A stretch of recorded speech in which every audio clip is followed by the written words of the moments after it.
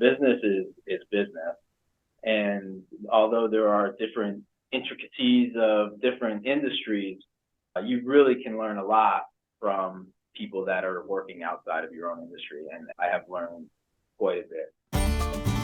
Welcome to the Business Builder Way podcast, where we help business builders grow leadership skills and wisdom and stay grounded through hero stories. So let's get after it. Hey, business builders, we're joined today by Jamie Connell. Jamie is a member of Business Builders, and Jamie is a fourth generation owner. He's a co-owner with a cousin of Connell Funeral Home in Bethlehem, Pennsylvania. And Jamie, great to have you in our community. Great to have you to chat for a few minutes today about things that you're up to, things that you're creating. So yeah, thanks for spending some time with us. Thanks for having me. Appreciate the invitation. Yeah, for sure. So Jamie, no pressure, could be a big question, but you can also take it more shallow too. Who are you and why are you here? So first and foremost, I'm a father. I have three boys, 14, 11, and 7. They're into all sorts of different sports. And so right now, first and foremost, I'm a father. I'm happy to drive them everywhere. Even more thrilled that they're good people and becoming their own little selves. So all good on that front. Next, I'm a husband. My wife and I are married for 16 years, and we're very fortunate to be happy and healthy and having the three boys that keep us busy. And then the last piece would be a business owner. And it brings me to you. I was introduced to you and the group by Matt Culp, who we work with very closely, and really needed some guidance with vision and getting the vision to be put into work and put into place. And that's really why I'm here, is to get better as a business owner. And which is amazing is that not only have I done that and gotten better as a business owner from when I came in, there's still a lot of work to do, but from when I came in, but also I've become a better father and a better husband because of it. I'm definitely more focused. All those great things have come out of this group and meeting you and all the rest of the members. Super. Yeah, I so appreciate that you started off with being a dad. When I was considering building this community and finding people to join, you're the kind of person that I wanted to serve. Somebody who is building a successful business, somebody who does care about profit and building something that can operate for at least periods of time without them. That's something that we're all working to do as business builders, have an enterprise that is like its own thing, and we don't have to be on it all the time. But also, yeah, definitely that I was looking for people who wanted to live intentionally and believe that they could create their life intentionally and bring in different ingredients and components, because I thought that all of you would work together to share those ways that are working for you, and you exemplify business builder. So yeah, I'm really glad you're here. I appreciate that. It's been an amazing experience working with so many people that are brilliant in their own industry. And I always thought, well, I own a funeral home. There's nothing that I can really have in common from a business perspective with some of the members in the group. But really what I'm discovering is I have a heck of a lot more in common with most of the members than I thought. Business is business. And although there are different intricacies of different industries, you really can learn a lot from people that are working outside of your own industry. And I have learned quite a bit, and certainly absorbed more than I'm giving. I'm working on that, but it definitely absorbed more than I'm giving. Well, that's from your perspective. I'm not sure that other people would say that, but yeah, I get it. I feel the same way in the groups that I'm in. I remember you asked me when I was just getting to know you and you were considering joining, you asked me a question that had to do with, I don't know, should I join an industry specific thing or should I come to the business builders where it's industry agnostic? And I think my answer was somewhere around, I think both things are valuable. There are things I learned from the other coaches in my life that I'm probably not going to learn from the owner of a funeral home. And then there's things in my coaching world that look like a problem to all of us that you, through your interactions with the public, may have figured out that I can then take over into that world. So I think, yeah, both things are useful. So as people are considering joining, one of the things they want to know is, who are these people I'm going to hang out with and do life with and learn from? And so could you tell us a bit about, how do you get to be the fourth generation co-owner of a funeral home? What's your journey? How did you get to this point? I love the smile. The people that are listening can't hear the smile. It's a funny story because although I am the fourth generation funeral director in my family, I didn't grow up in it. My dad's an attorney, so he was not part of the funeral family.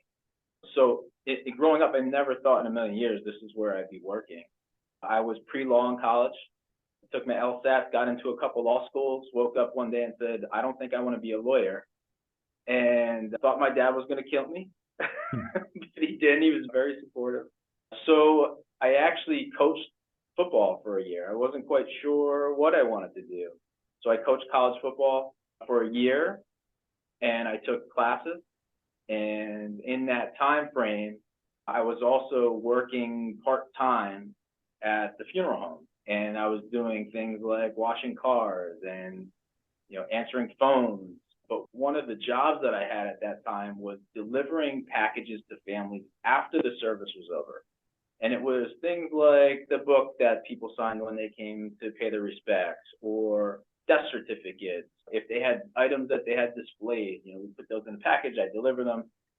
And people were so grateful for what my family and the staff was doing for them that it made me think, wow, this may be something that I should look into a little bit. So I was kind of at a crossroads. I was still coaching football. I was kind of doing this. And October 14th of 2000, my grandfather died, who was second generation, and which also happens to be my birthday. And I said, it has to be some type of sign, right? Just with him telling me, go in this direction. So I did, and ended up going back to school after I graduated college. I went to mortuary school and just worked my way through all of the jobs at the funeral home. And 23 years later, here I am, still in it, still loving it too. That's great. And I've heard a lot of stories from, well, not, I've heard a lot of stories from you, like in a good way. That's not like, oh, I've heard a lot of stories from you. No, I've heard a lot of stories from you, and I've got to spend time with you in the funeral home and talk through how you joined and the family. And I've seen pictures of your family and following you on social media. Like just over the weekend, I saw that all the company fleet, which is hearses and big black cars for the family, all went through a local charity car wash, which, funeral homes, like a little bit morbid, and I love having you around for a bit of that. We can always kind of laugh and brainstorm how to get you more business. But I've heard a lot of stories. I haven't heard the one though about delivering things and how that impacted you. But I'm not surprised, because some of our conversations have to do with, how do you differentiate yourself in the industry that you're in, and really care for families and care for people, is what comes through all the time, Jamie. Like doing grief walks with people. This is just how you're wired. This is how you think to help take care of people in one of the darkest times of their life. And it's easy, of course, for me to go, why in the world would anybody want to go, leave the law and go do what you do? But you're really built for it. And when the chips are down, we're all glad that people are willing to do what you do. I heard something recently and it resonated with me, and it was, be a heart with an ear. So be able to love someone, be able to comfort someone, and also be able to listen to them and really hear them. And a lot of times in what we do, we're asked to do a lot of different roles. But one of the biggest for us is to really listen to people, because a lot of times folks can talk and they're not really being heard. So we have this amazing ability in the role that we have where we're almost let into the inner sanctum of the family, and they share things with us that they don't share with other people, even some of their best friends. And it's one of the coolest things about what we do, but it's also one of the most special because we don't take that lightly. It's a pretty special time. I hear that. And also, I just really, what occurred to me is sometimes that when you meet families, there's like fighting and stuff too. There's disagreement, right? Yeah. So we have among the hats that we wear, event planner, funeral director, usher. One of those hats that we wear is referee. And occasionally we definitely become a family referee. Again, we're in that inner sanctum and we're hearing things that they're not sharing with some of their best friends sometimes. And sometimes we become a mediator. It's in those cases, it's really sad, but at the same time, we're trying to help them through this dark time and get through the next couple of days, and whatever we can do to be supportive, equally supportive, right. we do. But yeah, that's a real thing, and unfortunately it's happening more and more. We're seeing that more and more. So that's how you got into the family business, even though your father wasn't the direct in that line of fourth generation. But how did you then become an owner? And I think that's of interest to people that either are joining our group or who are considering our group, because a lot of business owners think about transitioning to subsequent generations, or other people might be in a situation where they're hoping key employees buy the business from them. That might be their plan. So how did you get to be an owner? So my two uncles owned the funeral home prior to my cousin and I, and they had set the business in a course that is headed in the right direction. It's very successful. And to your point earlier, they've made it where they were in the business, but they did such a good job of creating the staff around them and the people around them where they could do other things. They could do the PR. They can go out and do golf events. And they allowed us to be professionals. They didn't look over our shoulders. They weren't micromanaging. They really gave the staff an opportunity to grow. And I just happened to be able to be in the family, but I felt like they were giving me enough responsibility that I was kind of probably checking boxes on maybe what they would be looking for in the next owner of the company.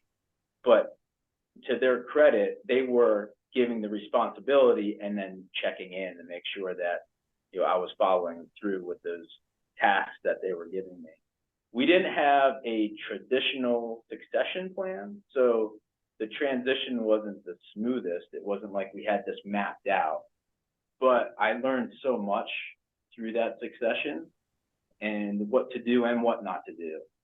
So getting to talk to people that are in this group that have experience with succession planning and have experience with how to transition a business from either one generation to another or to someone that's not even family, to get to know those people and to learn what the process, what a good process could be to really help for a smooth transition. That's been really eye-opening and something that I'm grateful for. But ultimately, I think you and your cousin were buying the business from family. It wasn't just here you go, here's a gift, here's the keys. Yeah. And you had to make a little bit of a gutsy not a little bit, probably a lot, like in terms of borrowing money or taking on risk, right? Sometimes I feel like the risk was too much at the time. And again, once I've discussed with people in the group about debt, good debt and bad debt, it makes me feel more comfortable knowing that this is okay. We're going to be okay. The business is doing well, and the debt that we took on to buy the business from our uncle is good. We're getting where we need to be by borrowing the money to pay for the business. And we did that. So we're paying for the business, but then right now, my cousin and I own the real estate and the properties as well. So getting into a different LLC, having the properties in the LLC has been also another experience of just a learning experience, but just fantastic. How many employees do you have right now? So we have 15 full-time employees and about another 15 part-time. And the Fluctuates a little. part-time ones are the ones that help on park cars and those kind of things. Exactly. Yeah. A lot of the support of days of funerals, and they're here holding doors and things like that. Most of our part-time staff is retired. So they've had a career and then they've come into this role. It's almost like a social event. Yeah. And it's great for us because they know so many people in the community, and we appreciate that they have those relationships with people in the community, and people in the community feel comfortable coming here. Oh, I know them, and yeah, I'll see them there, that type of thing. So they are a significant portion of our business, a significant part of our business. That'll probably turn into a good soundbite, like because we go to the villages in Florida or whatever, but would like to have a social circle, and they've got lots to contribute. Yeah. And some of them, again, you're talking about industries, different industries and what you can contribute. None of them really work in the funeral industry, but they've all had some type of successful career. And some of that translates into what they're doing. Customer service is a big piece of that. Just be nice to people, right? That's huge. But others have some work experience or life experience that has actually helped the business in other ways. So yeah, that's a real thing. So one thing that occurs to me is the industry you're in, the funeral industry, seems like there are a lot of businesses that are multi-generational family business. And also there's been a lot of consolidation and there's been big companies buying up the smaller businesses. Why is it so prevalent that they have transitioned family to member to family member to family member? And also, like, what is going on with acquisitions, and does that create any unique pressures for you?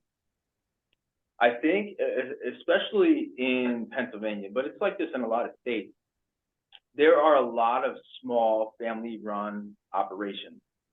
So your child is basically raised in the business. So that transition happens pretty easily because you have the child that's coming up in the business, they're already in.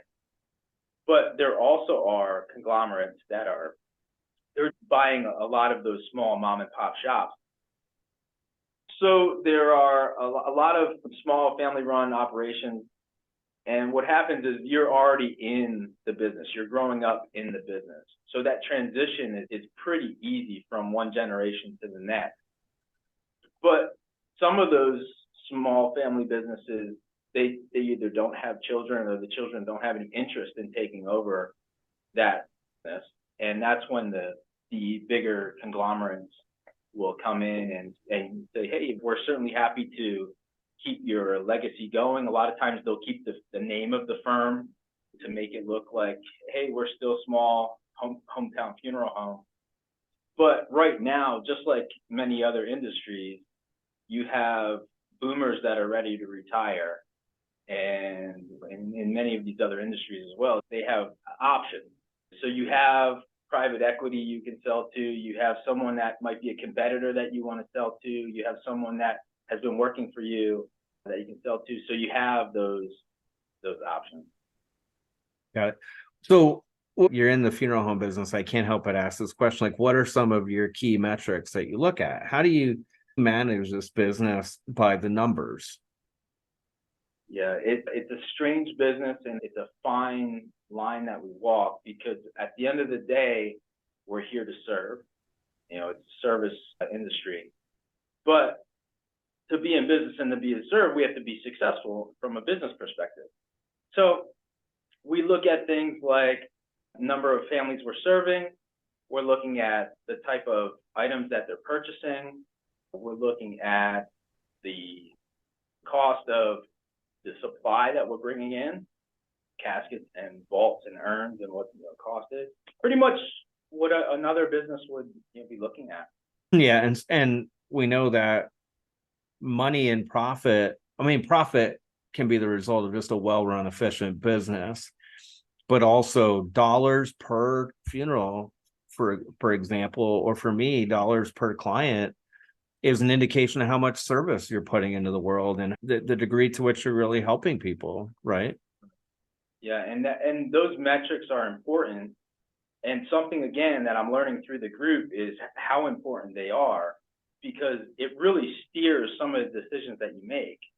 How successful you are can be based on, or is based on, those number of families that you're serving, or if in another industry, the number of clients that you have coming through the door. Those are important things to recognize, or else you're not there, or you're the one that's selling your business to, the conglomerate or the competitor.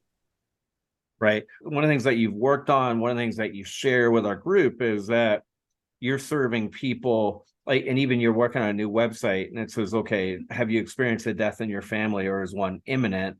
That's one place where I might come to your website and want some help and I don't know what to do. And I'm looking for a resource, and then I could call you or one of your directors and you could walk me through that. There's that part of it. And then you're also doing pre-need sales. You're helping people by getting them all set up. Now, I will tell you that I used to listen to Dave Ramsey, and I've listened to Dave's, whatever his Total Money Makeover. And he would say, don't buy pre-need funerals because if they're selling it, that means they're making money on it. Well, of course they are. But I'm curious, like, I know that what you're selling there has value. And if I think of that family in the crucible, it's really easy to say that, oh, they're going to make money on it. But when it's like in the moment and somebody has passed away, then I think a lot of people are probably grateful that the pre-need work has been done. So why should people consider that? Or why do you know that you're putting service in the world when you offer that pre-need package? We sit across from families all the time that they're trying to do the right thing. They don't know what the right thing is because they never had the conversation. So something as simple as, do I want a traditional burial or do I want a cremation? They don't know the answer. So even just that piece of it, just the pre-planning portion of it is so important. The pre-funding is a completely different thing. So to Dave Ramsey's point, for us, it's actually better if someone had life insurance, they had their own funding set aside for a funeral, but we knew the details, and then they would pay us when they passed, when we provide that service. Because what happens is when people pre-fund it, we actually take those funds, we invest them, and then whether that investment makes money or not, they're still guaranteed our services. So no matter how much our prices go up, that family doesn't owe any more money. So we take the risk. The end of the day is we want to be able to provide value. If a family finds value in knowing that, hey, mom or dad wanted to have this type of service and they don't have to worry about making those difficult decisions at a time when they really don't want to be, then that's really what we're aiming for. That's the goal. Provide the value and have them make less decisions at a difficult time. So that's really the pre-need in a nutshell. That's the benefit. Yeah, got it. Makes sense. So enough about your business for a moment, just to wrap up with a couple of questions. So kids and being a husband, sure, really important, and the business, really important. What do you like to do when you're not working, or dad? And of course, I know about some of your rucking, and I remember pulling into our venue for our spring live camp, and you were doing pull-ups on the playground, and you and I were both in the Pete Koch strength challenge to see how many burpees you could do in 3 minutes and things like that. But who are you when you're not working? Tell us some fun stuff. I do like rucking. I like it, which is basically putting weight into a backpack and either running or moving Of course. at a fast pace. And really how I got into that was another group. I was invited to a group of guys that worked out every Tuesday, and they've become some of my best friends, and we actually text every day. The same way that Business Builders is a group that really checks in and makes sure that your business is staying healthy and your mind is staying healthy. This group has really made it so easy for me to keep my body healthy, and very motivating in the same way that the Business Builder group is motivating. It just so happens that they put weights in backpacks, and that's how they do it. So these rucking events are great. I've learned amazing leadership skills at some of these rucking events because they're typically led by special forces, either retired or they're still in the military. So I love doing that. Physical exercise, I love doing. I love documentaries. Reading, I'm okay at. I can read a bit, and I do love a good book. But and it's a documentary. You know, all of the factual, especially history. I do like history. What's something you watched recently?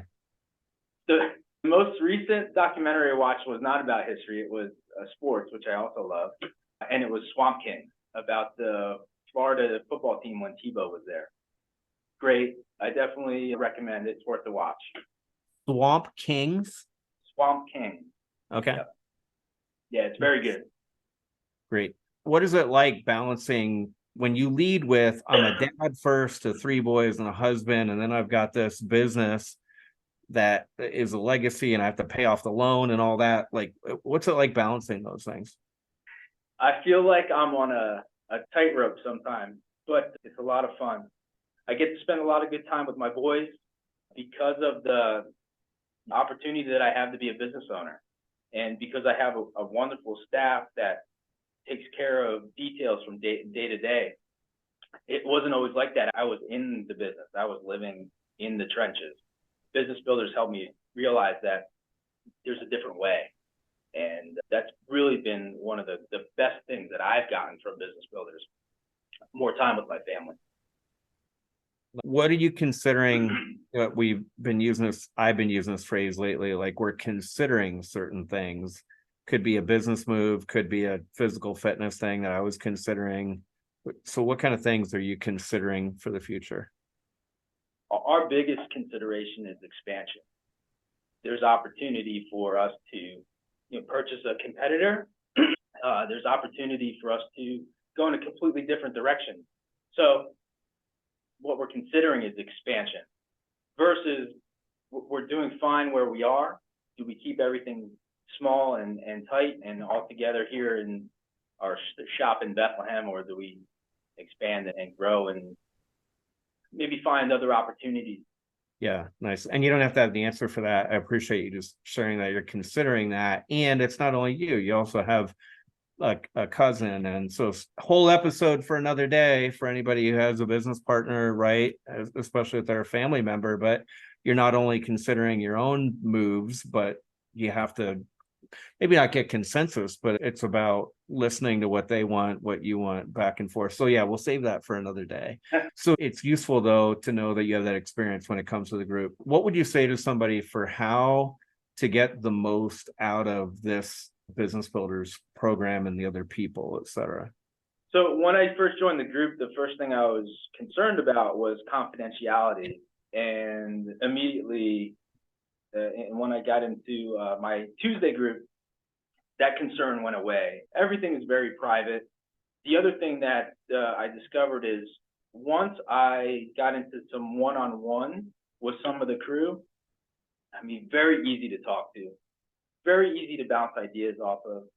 And the amount of information that I'm receiving from these conversations, it's really been life-changing.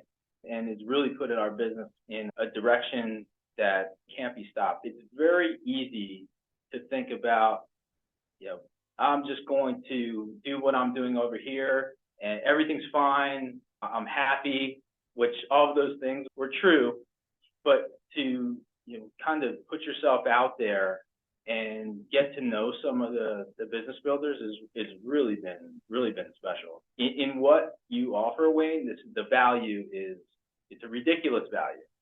It's been a great opportunity for me, and I appreciate that I was introduced to you and to everyone that's been a part of business building. It's been excellent. Well, great. I'm super happy to hear that. And I'm so glad that you're doing those one-on-one conversations with other people. And I know they're getting as much out of it as you are. For me personally, in the group that I'm in, yeah, it takes time, of course, but I keep a page of notes on different people.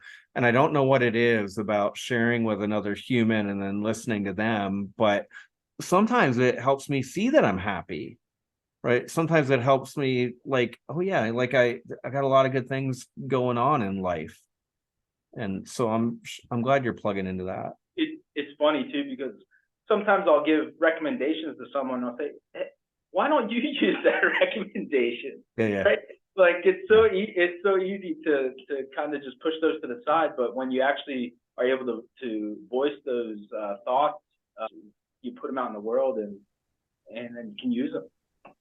Yeah, that's good stuff. Jamie, thanks again for your time today, and thanks for being a part of our community. We appreciate you. Thanks, Wayne. Thanks for having me. Appreciate it.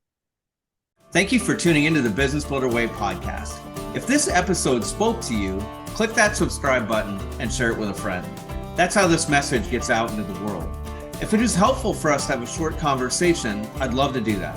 Send me an email at wayne@businessbuildercamp.com.